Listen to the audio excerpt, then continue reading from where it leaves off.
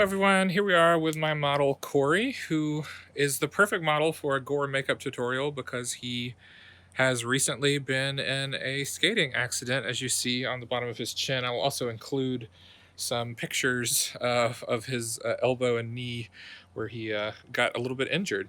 But we're going to add insult to injury today and continue to work with some of the products that are going to be available to you, as well as working with products you have. You should already have a contour wheel and a bruises and abrasions wheel. We're going to be working with those today. The first thing we're going to talk about is a simple bruise. So I'm going to put a bruise on this side of.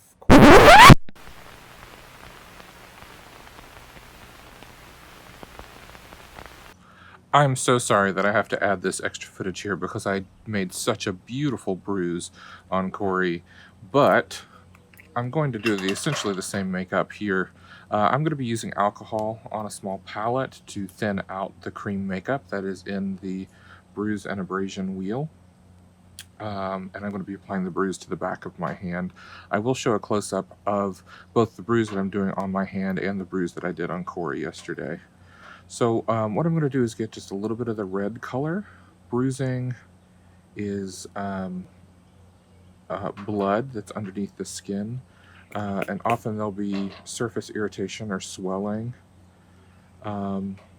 because of whatever hit or injured the body. So we want to make sure we add some redness to that. And notice I'm going to dab and swirl. I'm not going to swipe or try to get even coverage. The more broken and uneven, the better often. If you have darker skin, the red is still very effective. Sometimes it tends more toward the orange, so you may want to add some of the yellow colors in there. That's up to you. Likewise, when we get to some of the darker colors, you may actually want to use a little bit of the black color from the contour wheel. Alright, so now I've got a sort of splotchy red bruisey area, and now I want to start to age that bruise, because bruises age to different colors. So the first color you're going to see when someone gets hit is a reddish color, and then what's going to happen is you're going to start to see the purples show up. So I'm going to start to get there are two shades of purple on this wheel. So I'm going to start actually with the darker redder one. It's like a burgundy kind of purple. And I'm going to start to go around the edges of that. Just like with highlight and shadow, at any time I kind of want to create an illusion here. So if I keep it a little darker around the outside edges, then I'm going to make it look like it's swollen automatically. See how that starts to look like it is swollen?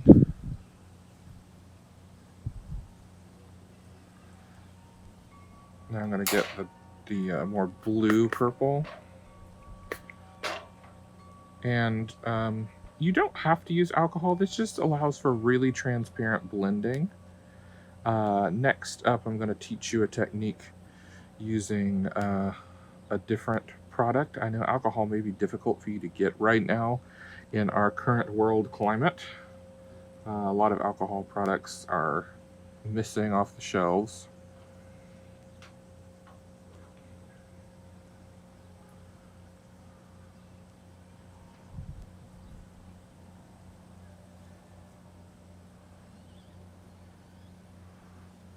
Alrighty, so that's looking like a pretty nasty little bruise.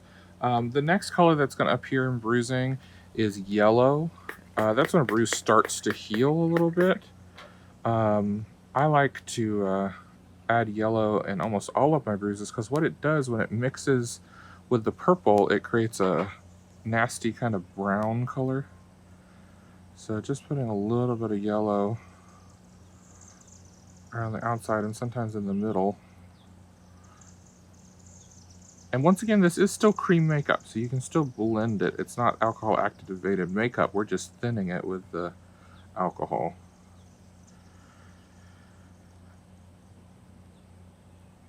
And really just that quickly, we have a nasty looking bruise.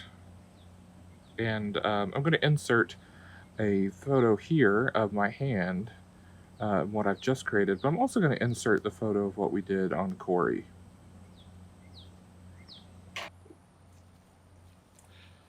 Alrighty, for the next segment, we're going to do a black eye. It's another really common injury that we see in theater. I'm going to do it on this eye. And a black eye is essentially a bruise. Its location, dictates a little bit of its shape and color. And as I said earlier, I was going to show you another technique for bruising without using the alcohol. And this is that technique. So what I'm going to start with is either some Vaseline, some coconut butter, even some like Aquaphor lotion. And I'm going to basically oil up the entire area onto the nose and in the orbital area. If you know, sometimes bruises are called shiners. It's because the sebaceous glands get swollen and they excrete out sebum to lubricate the skin and help protect it. And so, and also what happens is when the skin swells, the pores flatten out. That makes it look physically shiny. So it's often good to have a little bit of shine onto a black eye area. And it also allows you to blend the colors transparently without having to use the alcohol. So I'm going to go in with our dark purple color. We're going to think about where the orbital bone is. So you can feel it right there. So that blood is going to pool in that area. And if you'll notice when you're doing this, the makeup will blend effortlessly.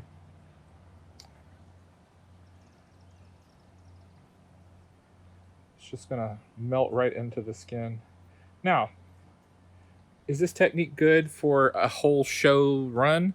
Probably not unless you powder it. But then when you powder it, you lose the shine. But it is a really great way to blend makeup in a transparent way on the face. So I'm imagining that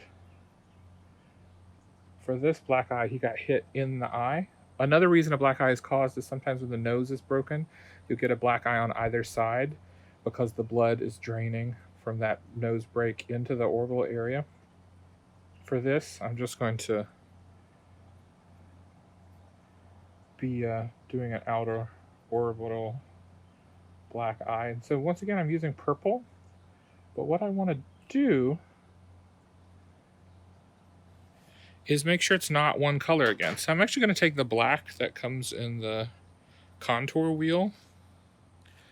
I'm going to do a little bit of shading with that right on the outside edge. So that's going to make the eye look swollen if this bottom edge is darker, right? We assume light comes from above in a theatrical setting. And then, in addition to that, I'm going to take a little bit of the yellow once again. I'm going to start breaking up. And especially on the eyelid, I find the yellow really effective.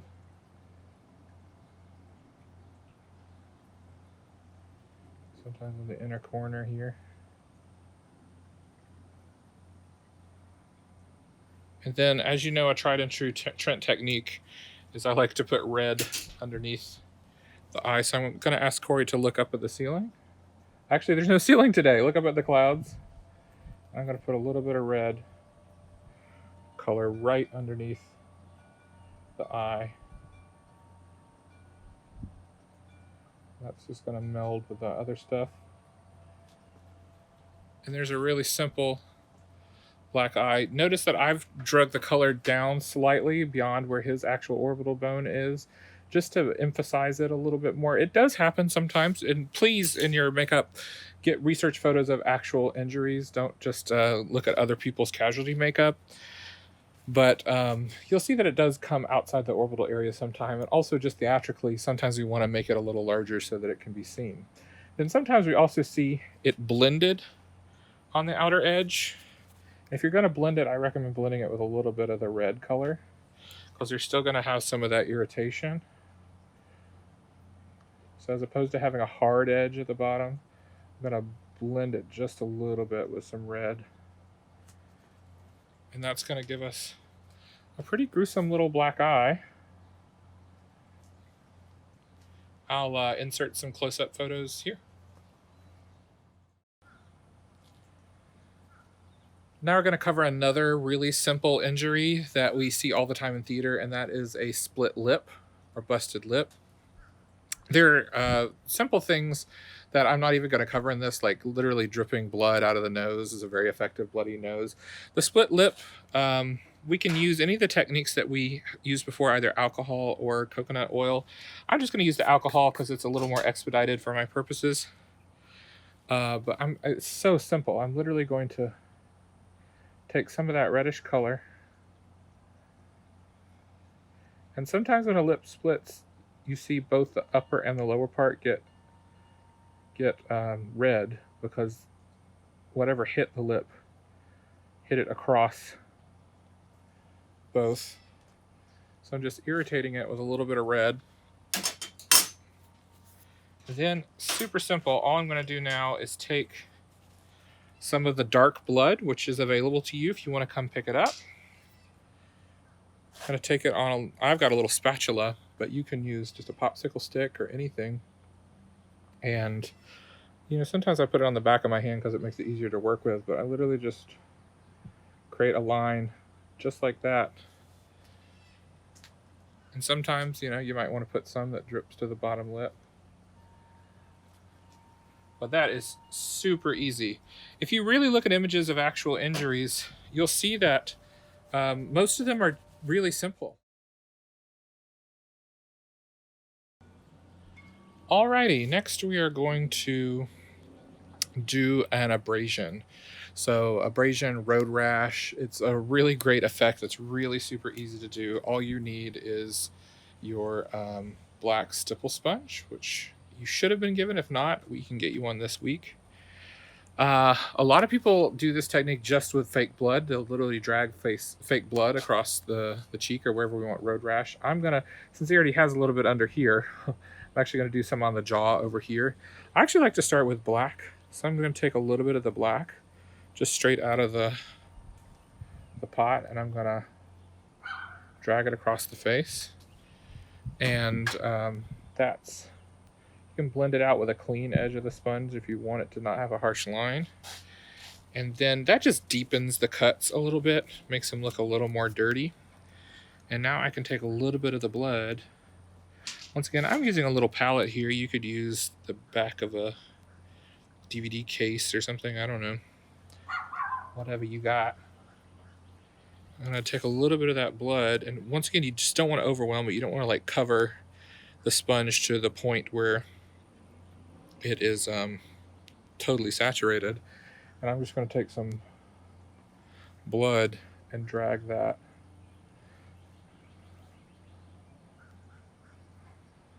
along. It gives a really great road rash kind of look.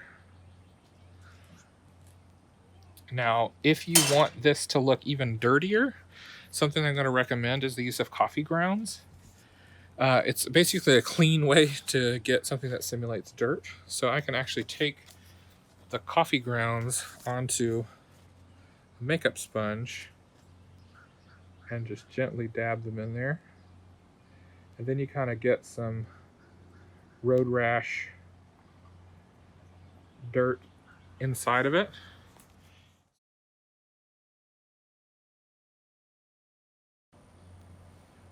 All right, the next thing we're going to do is a split or cut nose. This is using a technique which some of you have already experimented with, but it's using the nose and scar wax. I'm going to use a little bit of alcohol just to clean the area that I want to be kind of broken and cut, just so there's no excess oils on that area. And then just like we did before, I'm going to scrape up a little bit of the nose and scar putty or wax, and I'm going to use just the slightest amount of coconut oil in my hand while I blend it. I'm going to apply that to his nose. If you remember from when I demoed this, I used a little bit of cotton and spirit gum. You can do that same thing here. I'm just, for expediency, just using it directly on the skin. For a theatrical purpose, you may want to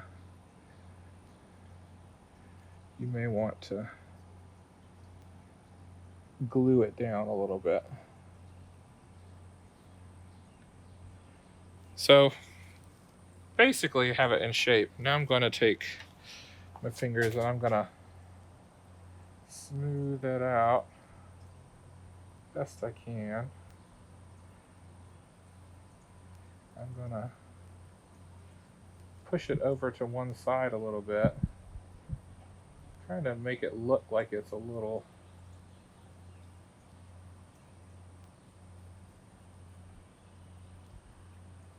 broken there.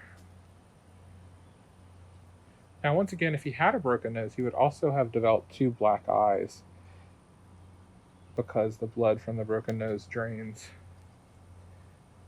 into the orbital area. So now I need a little bit of foundation. This is one of those techniques, when you're using the putty, you really do need to match the skin pretty well.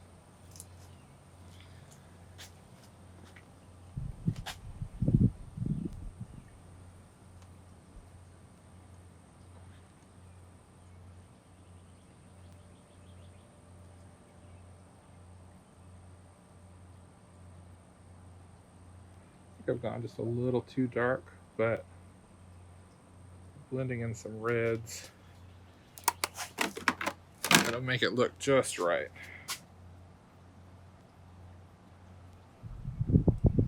Now, this is one of those techniques that's going to look better on stage than it will on film. You guys know what distance does to a makeup. It really adds some believability.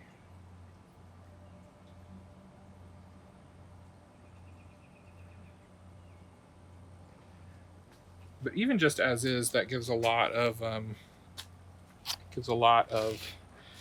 broken nose kind of character. And then once again, we can take powder and use the powder puff to add a little bit of pore texture to the wax. So I'm going to add more than I really need because I don't want to take it up. But we don't want it to be perfectly smooth because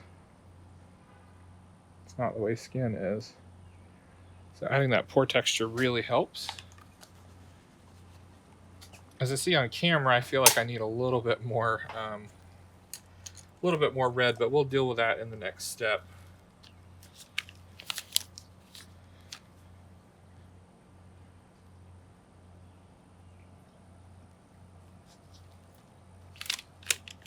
So now we can basically treat this like we did any of our other makeups. So I can take alcohol and red, or just some red makeup if we still have the foundation wet, and just go in and make sure the area looks really irritated.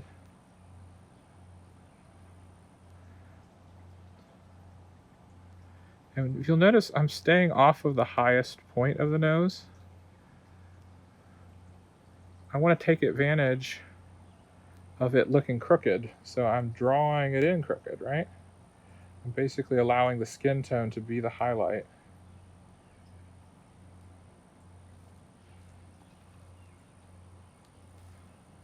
To give us that broken nose effect.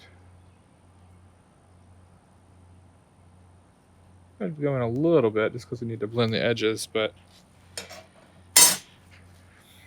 and if I feel like I've gone too far, I actually think this looks pretty good, but if I feel like I've gone too far, I still have some foundation we can pat on to blend out any areas.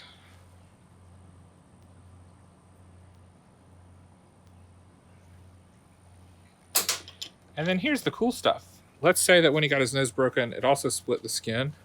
I can take a very clean spatula, or I could take a pin, like a push pin or anything really sharp, and I can literally split the skin open, essentially, because it's fake wax.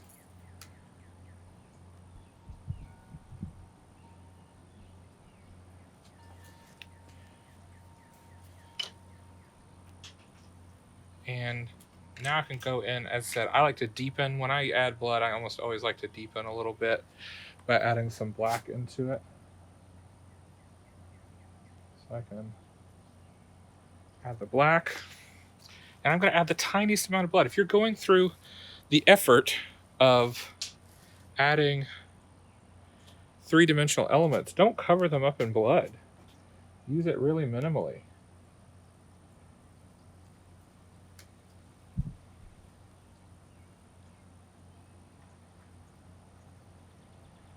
Using a fine brush just to delicately add some blood dribble.